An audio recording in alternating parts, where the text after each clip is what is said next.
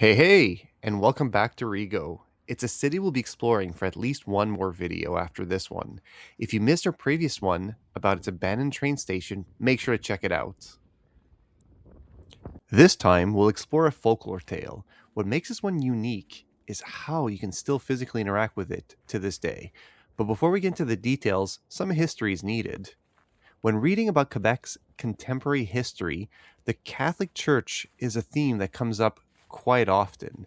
Students of Quebec's political history will note the power the Catholic Church held in the province for many years and how things changed throughout the 20th century.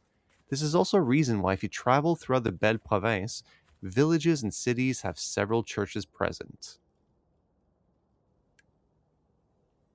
One of these locations, Our Lady of Lourdes Sanctuary, can be found partially up the Rigaud mountain. First founded in 1874 by Brother Ludger Posey, its beginnings was a bit more subtle than what can be found at the site today. Its story begins 16 years after Mary's apparition in Lourdes, France, which inspired Brother Posey to erect a statuette discreetly behind Collège Bourget to go and pray. As time progressed and people learned of this, it became a location of pilgrimage and grew in size with multiple different buildings. This is how this sanctuary was built.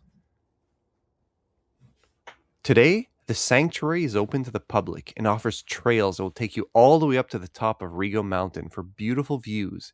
And as you begin your hike, you will discover the first signs of today's tale, the potato field. In French, le champ de Guéret. It's named this way because, as you can see, thousands of rocks are found here shaped like potatoes. The story goes that a local farmer would work his field on Sundays, which was considered a sacrilege. Whenever passerbys would engage with him, warning him not to work the field on God's day, he would cuss and swear at them, sending them off. An important nuance is that Quebec's primary language is French, whose swear words are often religious in nature. So not only would he swear at anyone giving him a warning, he would be doing so in a way that would have been considered blasphemy. On a given Sunday, a loud thunder was heard striking the farmer's field, and only the farmer's field, turning his crops of potatoes to stone. The story has a few variations, such as the name of the farmer being Satan, whether the field's crops were turned to stone or buried by them as they rained from the sky. Now, the root cause of this impressive field of rocks is fascinating. Southern Quebec was covered in glaciers. As they receded, they shaped the mountain around them, polishing the stones over time while the waters formed the nearby rivers.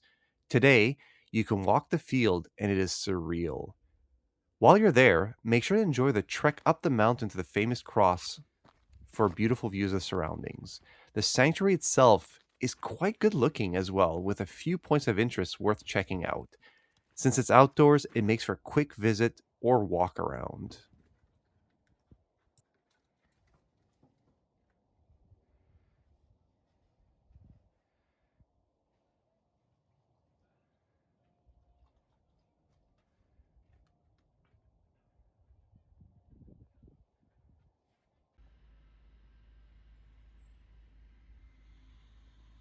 Before moving on to other places of interest in the Great White North, next we'll take a look at Rigaud's vast network of trails, absolutely worth your time and worth exploring.